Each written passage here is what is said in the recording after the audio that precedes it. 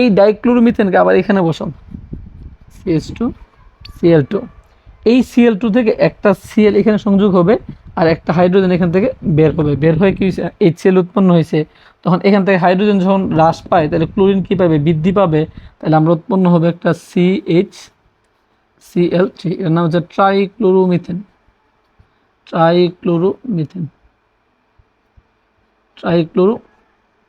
একটু বুঝে নেবা। এই ট্রাইক্লোরোমিথেনকে আবার তুমি এখানে বসো, CHCl3। এই ট্রাইক্লোরোমিথেনের সাথে যখন ক্লোরিন সংযোগ হবে, এখান থেকে একটা হাইড্রোজেন বের হবে, এখান থেকে একটা ক্লোরিনের সাথে কী হবে, সংযোগ হবে, ফলে উৎপন্ন হবে CCl4, যেটাকে আমরা বলেছি টেট্রাক্লোরোমিথেন। টেট্রাক্লোরো কি মিথেন, একটা HCl উৎপন্ন হয়। আসসালামু আলাইকুম তোমাদের সকলকে। তোমরা যারা বিজ্ঞান বিভাগ থেকে SSC 25 দিবা, তাদের রসায়ন বইয়ের আমরা 11তম যে অধ্যায়টা আছে, যেটাকে তোমরা বলেছো খনিজ সম্পদ জীবাশ্ম বা হচ্ছে জৈব যৌগ তোমরা বলো, এই অধ্যায়ের আমরা চেষ্টা করছি বেসিক পার্টটা নিয়ে কথা বলার, এবং বেসিক পার্ট সম্পূর্ণ ডিটেলসে বোঝানো হয়েছে। এখন আমরা চেষ্টা করবো বোর্ড প্রশ্নগুলো দেখার জন্য। এটা হচ্ছে একটা বোর্ড প্রশ্ন আমরা তোমাদের জন্য লিখে রাখছি, এটা আমরা সলভ করাবো আজকে, এবং ওইখানে আমরা ধাপে ধাপে চেষ্টা করবো তোমাদেরকে বোর্ড প্রশ্নগুলো দেওয়ার জন্য। তাহলে আসো আজকের প্রশ্নটা, আজকের কি প্রশ্ন আছে আমরা সেটা দেখি। তোমাকে বলা হয়েছে দেখো যে C2H4, বুঝবা একটু, C2H4 এর সাথে আমার কি করছে, ব্রোমিন সংযোজন দেওয়ার ফলে আমার একটা উৎপন্ন হয়েছে CH3CH2 Br উৎপন্ন হয়েছে আমার, ভালো করে বুঝবা।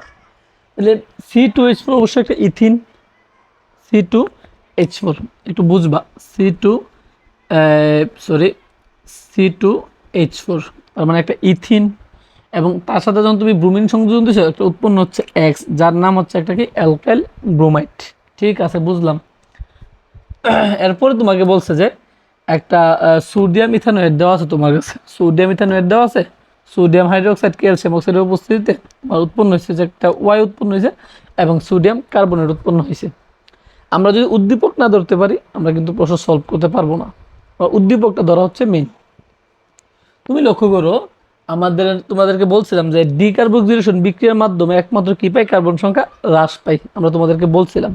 তাহলে CH3CuUNA এটা অবশ্যই একটা ডিকার্বক্সিলেশন বিক্রিয়া, এবং এই ডিকার্বক্সিলেশনের সাথে তোমাকে সোডিয়াম হাইড্রোক্সাইড সংযোজন দেওয়া হয়েছে, ফলে উৎপন্ন হয় Y প্লাস কি আমাদের সোডিয়াম কার্বনেট।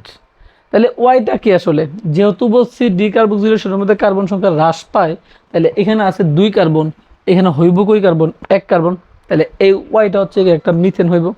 ঠিক আছে, বুঝলাম। এখন আমার কি বলছে আমাকে দেখো তো, বলছে X থেকে ইথানল প্রস্তুতির সমীকরণটা ব্যাখ্যা করতে বলছে আমাকে, X থেকে ইথানল তৈরি যে সমীকরণটা আছে ওইটা ব্যাখ্যা করতে বলছে। আসো আমরা একটু লিখো যে উদ্দীপক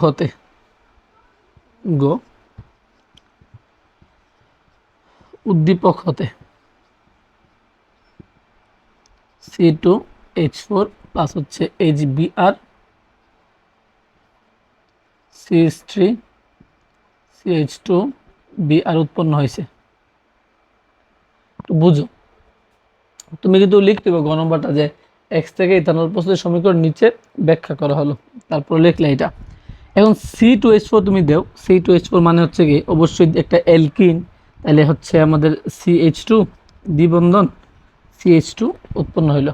এখন এখান থেকে তুমি যখন HBr যখন তোমাকে সংযোজন দিছে, ফলে এখান থেকে একটা H লিখি, HBr যখন সংযোজনটা তোমাকে দিছে, তখন এই Hটা এর সাথে সংযোগ হইব, এই বিআরটার সাথে সংযোগ হইব, ফলে উৎপন্নটা কি হয়েছে আমাদের CH2 বিআর, যেটাকে আমরা বলি হচ্ছে অ্যালকাইল ব্রোমাইড, অর্থাৎ হচ্ছে ইথাইল ব্রোমাইড। এটা কি আমাদের ইথাইল ব্রোমাইড। ঠিক আছে, এখন এই X থেকে, এই যে X এটা হচ্ছে একটা X, এই X থেকে তোমাকে বলা হয়েছে ইথানল প্রস্তুত করতে। কি প্রস্তুত করতে? ইথানল। আসো, অ্যালকাইল হ্যালাইড থেকে আমরা কিভাবে হচ্ছে তোমার অ্যালকোহল প্রস্তুত করতে হয় সেটা কিন্তু আমরা দেখছি। আমরা যদি তোমাকে বলি, তোমাদের বইগুলোতে খুললেই দেখবা যে এরকম ছিল, CH3 এরকম ছিল যে CH3CH2Br, তার সাথে যখন আমরা সোডিয়াম হাইড্রোক্সাইড সংযোজন দিছি, তখন এই সোডিয়াম কি করে ব্রোমিনকে ধরে, এবং এই হাইড্রোক্সাইড কি করে CH3CH2 সাথে সংযুক্ত হয়, তখন CH3CH2 এবং কি OH প্লাস হচ্ছে একটা সোডিয়াম ব্রোমাইড। এটা ছিল তোমাদের হচ্ছে বিক্রিয়া, এইটার নাম হচ্ছে কি আমাদের ইথানল। তুমি চাইলে ইজিলি এইভাবে বের করতে পারো। তুমি যদি এইভাবে না চাও তুমি অন্যভাবে বের করতে পারবা। তাহলে খুব সহজ ছিল যে হচ্ছে এক্স থেকে ইথানল প্রস্তুত সম্ভব কিনা। তাহলে এক্স থেকে ইথানল আমরা প্রস্তুত করতে পারছি, বুঝছি। আবারও বলি, তোমার এই C2H4 হচ্ছে একটা এলকিন। এলকিনের সাথে তুমি যখন AgBr সংযোজন করছো, তখন এই H যখন CH2 সাথে সংযোগ হয়েছে, Br কি করছে CH2 সাথে সংযোগ হয়েছে, ফলে এখান থেকে একটা বন্ধন ভাঙছে। পাশাপাশি উৎপন্ন হয়েছে কি একটা অ্যালকাইল ব্রোমাইড, যেটাকে আমরা বলেছি ইথাইল ব্রোমাইড। আর এই ইথাইল ব্রোমাইডের সাথে তুমি যখন আবার সোডিয়াম হাইড্রোক্সাইড সংযোজন করছো, ফলে তোমার এই সোডিয়াম কি করছে ব্রোমিনকে ধরছে, এবং এই যে হাইড্রোক্সাইড যে আছে, হাইড্রোক্সাইড কি করছে CH3 CH2 সাথে সংযুক্ত হয়ে একটা কি করছে অ্যালকোহল উৎপন্ন করছে। এটা তোমরা জানো। এখন আসুন আমাদের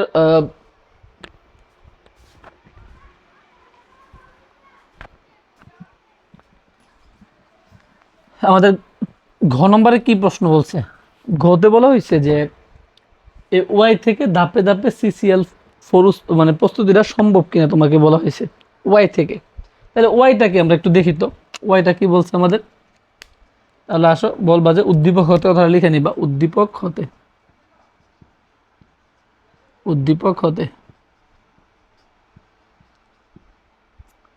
CH3 CuO প্লাস হচ্ছে কি আমাদের সোডিয়াম হাইড্রোক্সাইড দেওয়ার ফলে, যেহেতু একটা এটা হচ্ছে একটা সোডিয়াম ইথানোয়েট, কি সোডিয়াম ইথানোয়েট, তোমাকে একটা সোডিয়াম কার্বনেট দিয়ে দিছে, তার মানে হচ্ছে সোডিয়াম কার্বনেটটা বসাও, ডেল্টা দেও, তাহলে আমার উৎপন্ন হয় একটা কার্বন, যেহেতু এখানে চলে গেছে, তাহলে আমার এখানে কি আছে একটা এক কার্বন আছে, তার মানে একটা উৎপন্ন হবে কি মিথেন।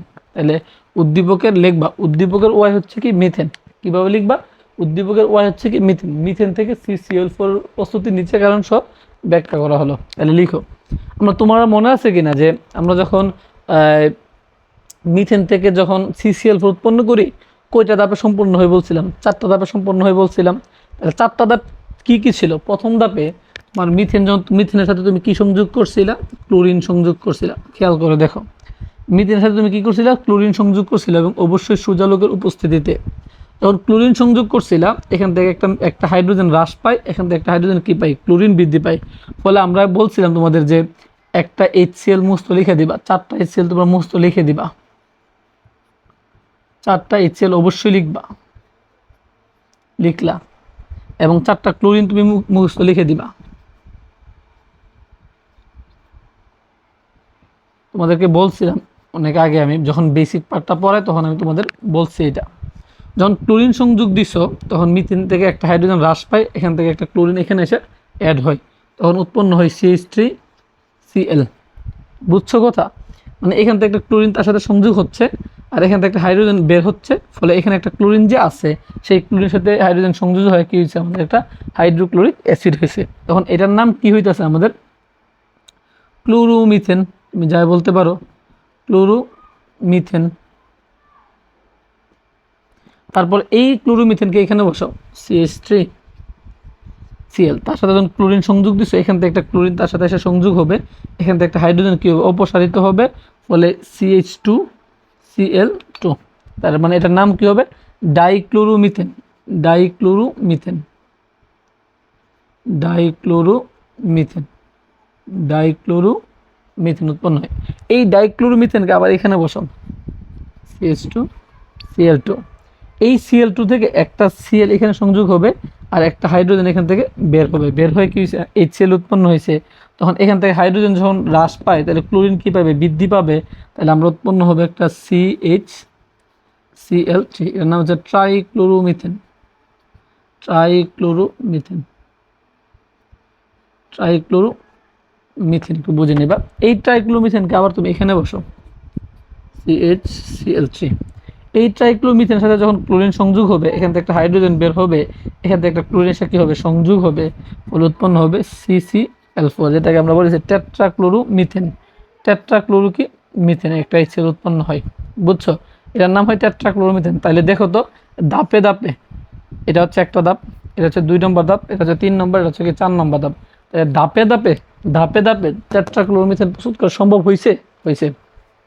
এখন তোমাদের ভাই যত কিছুই করো তোমরা, মেইন বইয়ের বিক্রিয়াগুলো যদি তোমরা ভালো করে আত্মস্থ করতে না পারো, তাহলে সৃজনশীলে গিয়ে তোমরা কী হবে, একটু ধরা খেতে হবে। তুমি যদি মেইন বইয়ের বিক্রিয়াগুলো ভালো করে পারো এবং ধাপগুলো মনে রাখতে পারো, তোমরা অবশ্যই এই সৃজনশীল পারবা। আমি চেষ্টা করবো আমার দিক থেকে, আমি যেহেতু তোমাদেরকে বেসিক পার্টটা ক্লিয়ার করছি, আমরা চেষ্টা করব এবং অ্যাডভান্স পার্টটা কীভাবে ক্লিয়ার করা যায় আমি আমার দিক থেকে চেষ্টা করব। এখন বাকি চেষ্টাটা তোমাদের করতে হবে, প্রচুর পরিমাণে প্র্যাকটিস করতে হবে। যত প্র্যাকটিস করবে তত তুমি পারবা। যদি প্র্যাকটিসের অভাব থাকে ভাই, জৈব জগতে তুমি ধরা খাবা। তাহলে আগামী ভিডিওতে চেষ্টা করব। এটা ছিল খুবই সহজ একটা বুট প্রশ্ন ছিল, আমরা ধাপে ধাপে সহজ থেকে কঠিনের দিকে রূপান্তরিত হব। তাহলে আগামী ভিডিওর জন্য অপেক্ষা করো। ধন্যবাদ সকলকে।